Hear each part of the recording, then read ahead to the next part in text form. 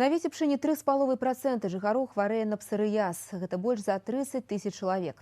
Формы захворвання пастаянна ускладняюцца, што прыводзіць да атрымання інваліднасці.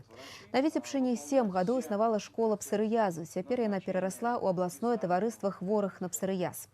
Зроблена гэта дзеля таго, каб людзі атрымалі сацыяльную, псіхалагічную, а калі трэба і юрыдычную кансультацыю з боку спецыялістаў. Для самых актыўных удзельнікаў арганізацыі, якія доўгі час супрацьстаяць хваробе, таварыства заснавала медаль за волю до перамогі над псарыязам. Гэта прадугледжвае шмат льгот пры паступленні ў стацыянар. У нас, конечно, европейский подход к лечению данного заболевания. Мы используем современные методы лечения.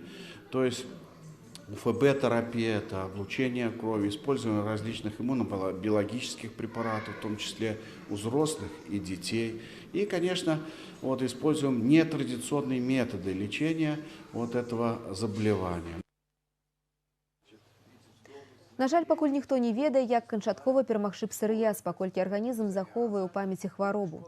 Рэцыдыў псарыязу можа адбыцца ў любы момант, таму пацыентам з такім дыягназам неабходна пастаянна назірацца ў дэрматолага.